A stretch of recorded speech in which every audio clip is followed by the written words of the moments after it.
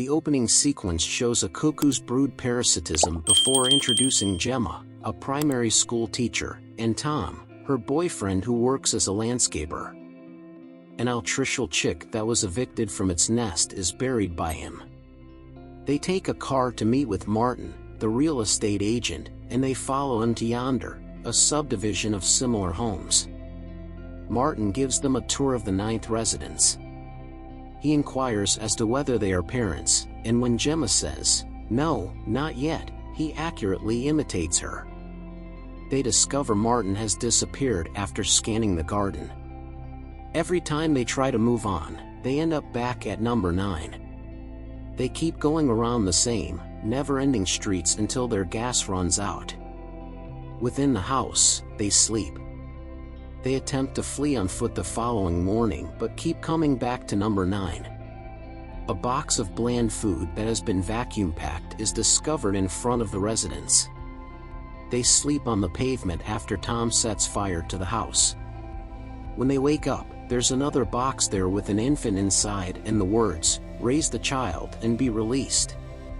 The house is unharmed when the smoke clears. The baby is already the size of a 10-year-old boy, 98 days after birth.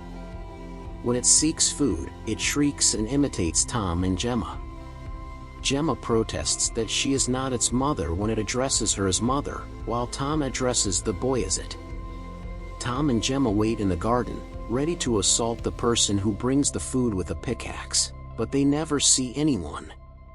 After starting to dig a hole in the garden, Tom withdraws. The boy watches television in the living room, looking at patterns that resemble fractals. Tom locks the boy in their car, believing he can compel them to unlock it if someone comes looking for it.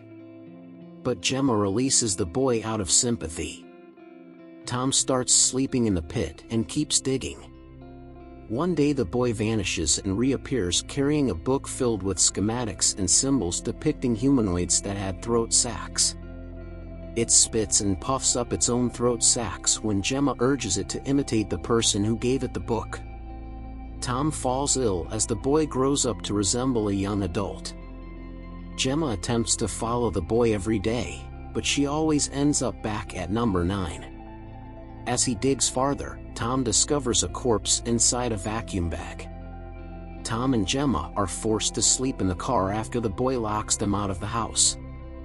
Gemma begs the boy to give Tom some medication, but the boy responds, "Maybe it's time he was released." After Tom passes away, the boy zips him up and drops the bag into the hole. The boy gets cut by Gemma's pickaxe. With a hiss, the boy disappears beneath the sidewalk and enters a maze. Gemma pursues and bursts through a door, entering other rooms in different houses with additional boys and a number of strangers, one of whom took his own life. Weak in wailing, she returns to position 9. The boy is doing some housework. He explains that moms pass away after raising their sons as he carries her to a vacuum bag. He zips her in, and she dies. After burying her alongside Tom, the boy returns to the real estate office, where an elderly Martin is near death. Martin passes away after giving the boy his name tag. Martin is placed inside a vacuum bag by the boy and placed inside a file drawer that is actually a rubbish chute.